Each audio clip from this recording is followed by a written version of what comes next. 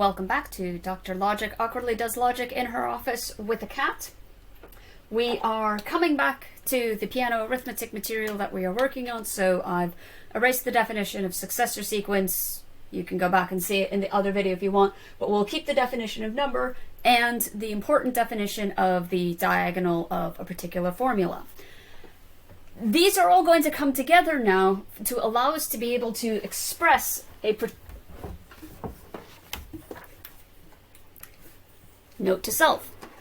Make sure headphone cord is free from chair leg before you try to stand up. Anyway, what we are... I will try not to kill or break anything doing this. Anyway, what we are trying to do now is formalize this idea. We want to have a property which is going to be true of something when, so some formula f is coded by some number t, and f prime is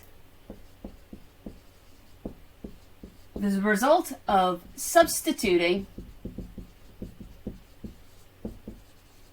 the code of f in for the code of f in for x in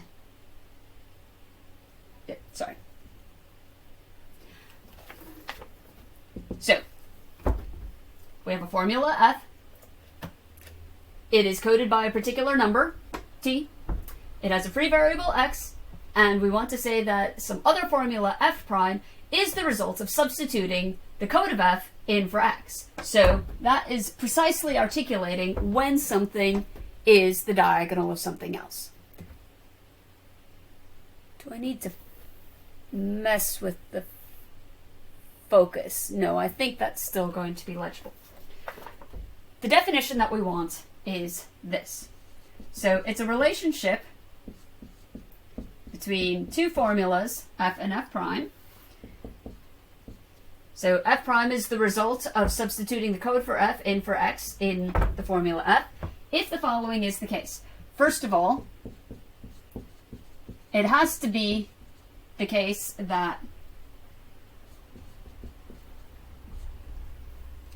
the code for f is a number, so there is something such that it is the code for f. And recall the definition of formula substitution that we had in our final week before everything went to pieces. And we want to say that f prime is the result of substituting for the code for x0 this number in for f. So recall how this is to be read. F prime is the result of substituting some term t for variable x0 in formula f. So f codes a formula with one free variable. Sorry, we're calling this x0.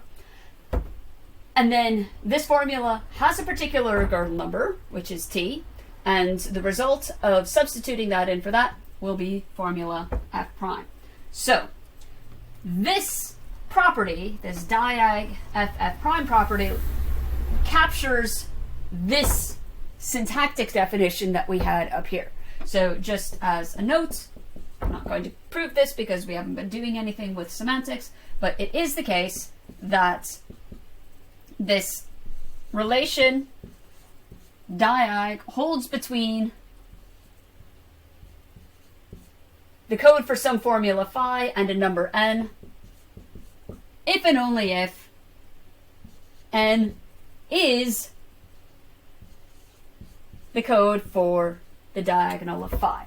Now you can check this yourself just by going back up to the definition and working the way through, and you will see that this will always be the case.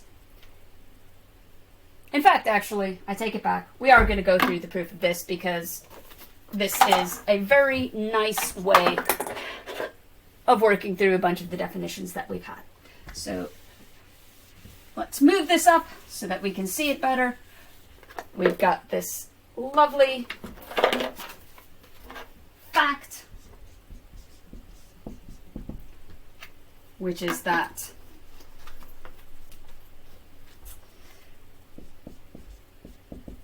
so it is true in the natural numbers that this property diag holds of some formula phi and n if and only if n is in fact the code of the diagonal of phi. So, proof. So, we're going to introduce a shorthand for this so that we don't have to keep referring to the diagonal of phi. We're just going to let psi be the diagonal of phi. So that means, going back up to this definition, psi just is the result of substituting the code for phi in for the free variable x. So, then we know that in the natural numbers, this formula substitution property is going to be true of the code for phi, the code for the variable,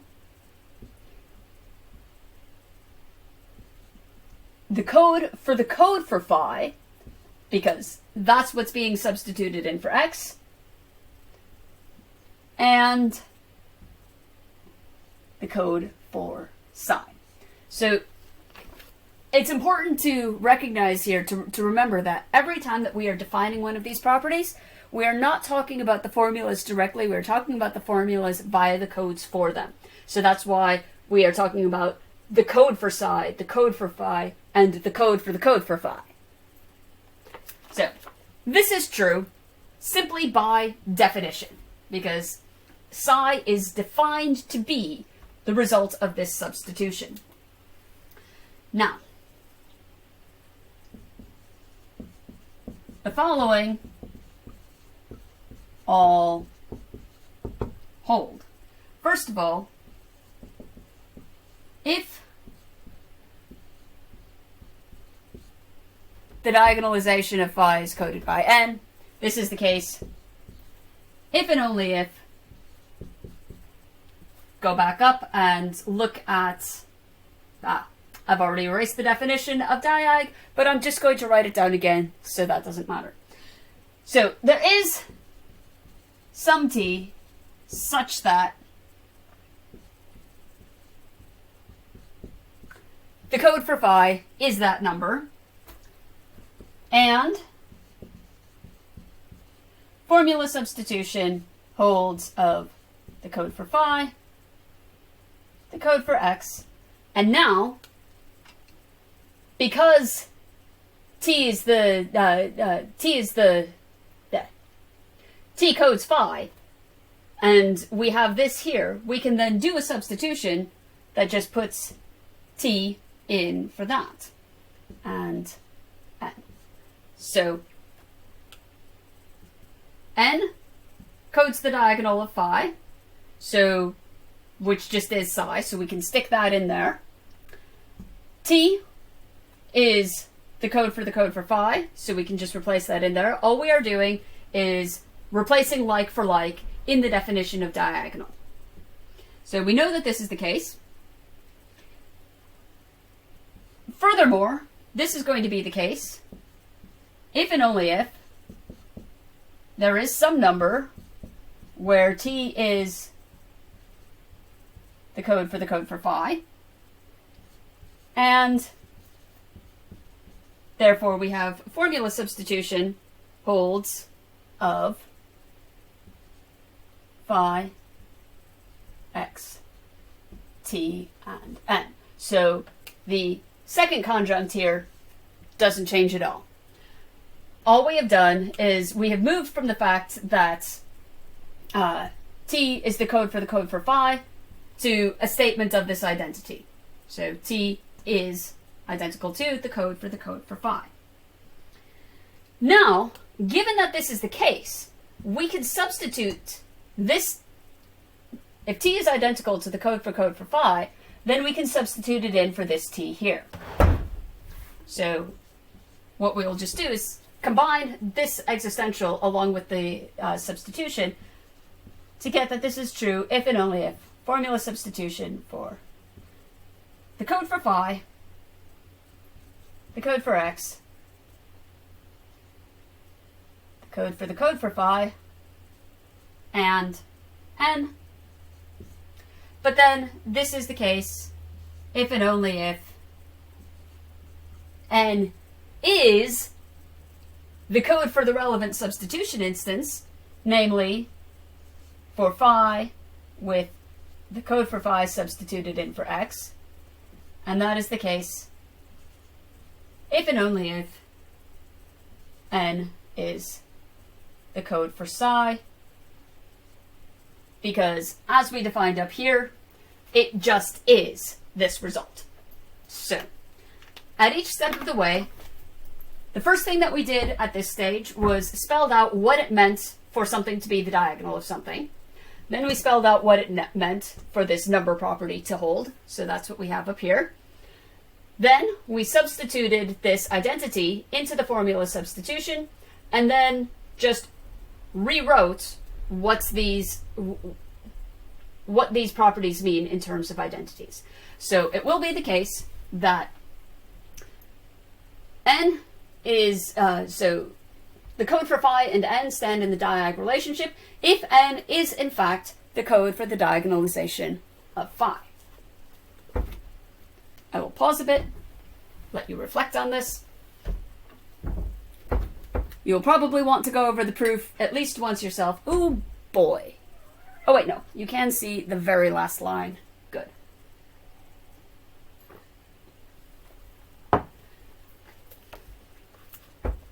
All right. We've been doing a lot of definitions, and you're probably sitting here thinking, what exactly is going on? How does this get us anywhere?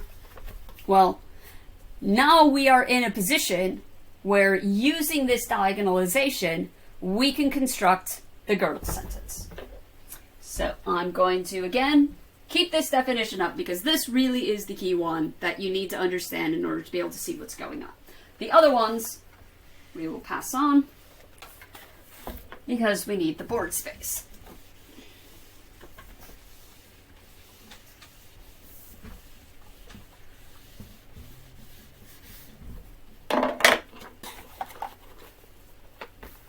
So, our goal now is to define a formula that says roughly this, that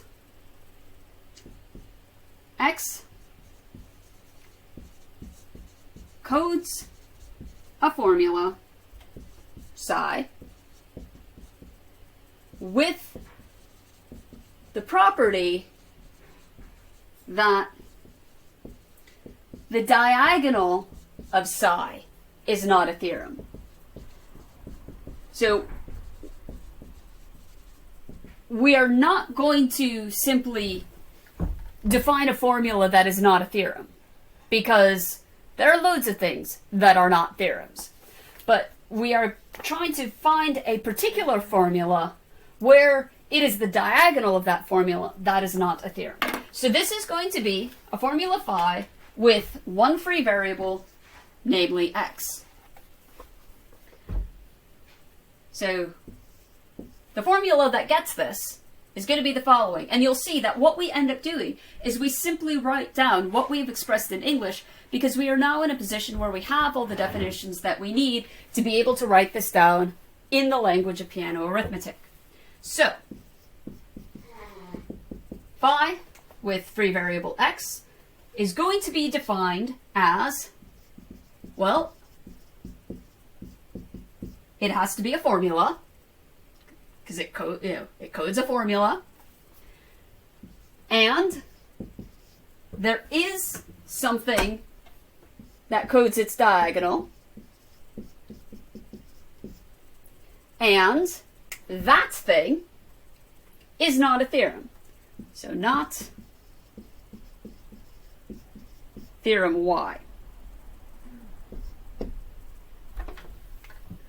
So here's our formula. It says that X codes a formula, there is something that is the diagonal of it, and its diagonal is not a theorem. So this captures this intuitive version in English that we wanted to express.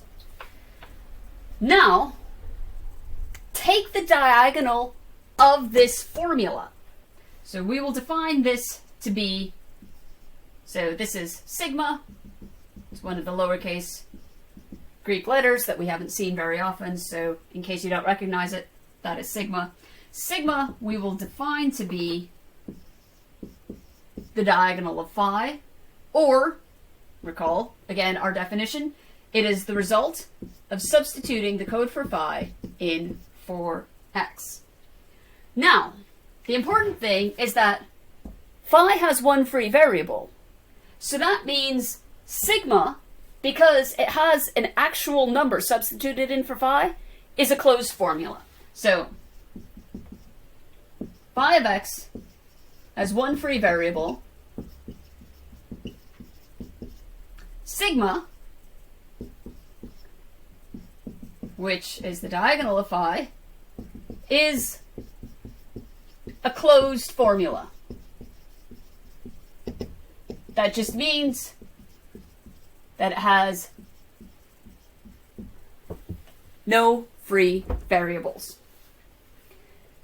Now, this means that it will have a definite truth value in the natural numbers. If we look at what sigma is actually saying, so phi says that this is a formula, there is a diagonal of it, and the diagonal is not a theorem. So if we look at what the diagonal of phi is actually saying, in a sense, we can express this. So sigma says that phi, or the code for phi, codes a formula psi, and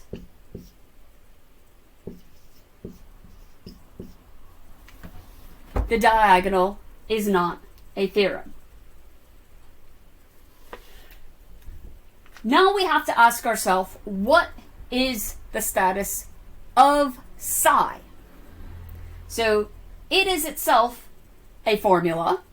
We can ask, is it true? Is it false? Is it provable? Is it not provable? Before we get into that, I'm going to have to move things up on the board again because we will otherwise run out of space. So we have up here this notion of the diagonal. We have that phi x is this statement that x codes a formula and it has a diagonal and its diagonal is not a theorem. And then we have this definition of sigma, which is the diagonal of phi, or again phi, with the code for it substituted in for this free variable here. So whatever code this formula gets, stick it in for every place that you have x, and what you get is sigma. So, and just to remember, this is a closed formula. It has no free variables. So the question is sigma provable?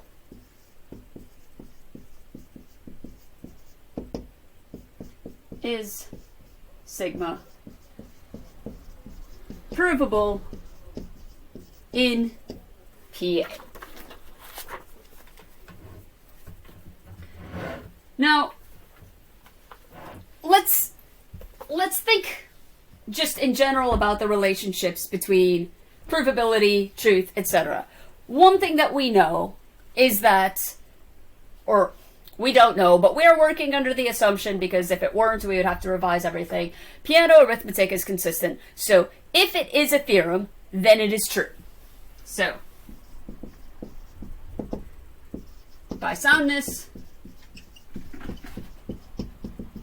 if we can prove sigma in PA, then it's going to actually be true in the natural numbers. But sigma says it is not a theorem of PA. So if it's true, if the sentence is true, and it says that it's not a theorem, then it can't be a theorem. So sigma says it is not a theorem of PA. If this is true, then it's not a theorem, and we have a contradiction. So this would only be the case if, contrary to the assumption of soundness, piano arithmetic was actually inconsistent. So, sigma is not a theorem. Unless PA is inconsistent, or the rules are unsound, but we're setting those cases aside. The issue is that this is exactly what sigma says. It says of itself that it's not a theorem, so it is expressing something true. So, but this is what sigma says. So it's true. But then sigma is true, but not provable in PA, and we have found the sentence that we have been looking for that shows that piano arithmetic is incomplete with respect to the standard semantics. There's more to do, and probably in the next video I'm going to go through kind of the formal way of working this out, because you'll notice there's a lot of English written down here.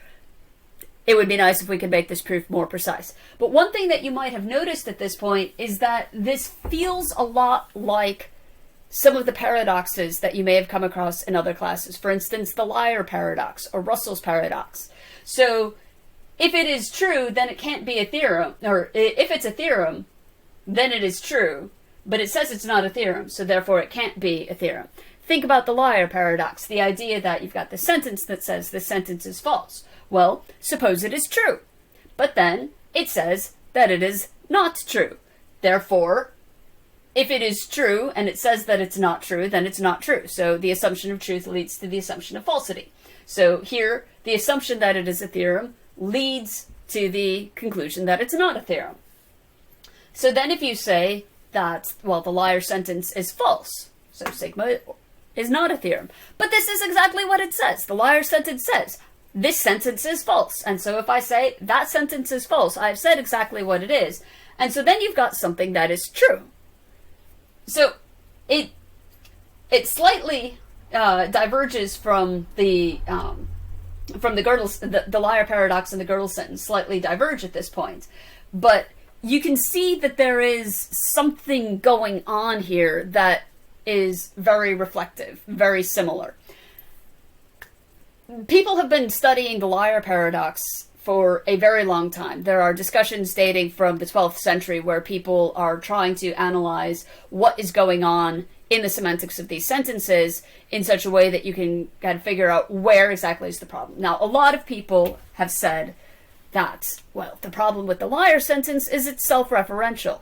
We have the same thing here. The thing about these diagonals is that they're always going to be self-referential as well, because they will always be, you're substituting in the code for the sentence itself into the sentence, so the sentence is talking about itself via its code. Now, in terms of analyses of paradoxes, simply saying self-reference is bad is too quick a move, because there are loads of things that are unproblematic and refer to themselves. So this sentence is in English. It's a self-referential sentence, and it's not paradoxical. It's just flat out true. this sentence has 5 words is also self-referential, unproblematically true. So self-reference by itself is not sufficient for the problem. Nevertheless, it's very interesting that there is this kind of problem that is arising from the fact that we have the expressive power to do self-reference within piano arithmetic.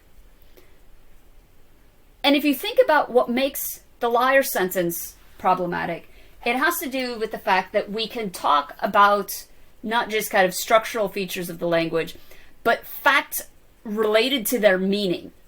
So facts related to derivability, facts related to truth. This is where things start getting problematic. Now, this means that we have to have a much more nuanced approach to what is going on in the Girdle sentence. One of the things that you may have already come across, and probably will come across even more now that you've taken this course and you've gone through all of this, is you will find loads and loads of people who look to Girdle's incompleteness results and take it and apply it in places you would never expect to see it. So Girdle's incompleteness result says that there cannot be any idea of consciousness. Girdle's incompleteness result says that we cannot, I don't know. There's loads of things. I can give you references. If you'd like a really interesting book that talks about kind of the sorts of phenomenon that are going on in this construction and the ways in which people outside of mathematics have taken it and kind of misappropriated these results or misunderstood them, Douglas Hofstadter's book, Girdle Escherbach, highly recommended. Loads of fun. If you're cooped up in your house all summer, hopefully not, read it and you'll find it very interesting. So I'm going to end this video now because we're getting close to half an hour. The next one we'll come back and actually go through the formal steps of this argument and then talk about some of the kind of consequences for this. So why is this a problem in the context of what we're trying to do? Are there ways out? What are the ways that we could kind of address this issue? So if you haven't already, finish your tea, make yourself a new cup, and we'll be back in a bit.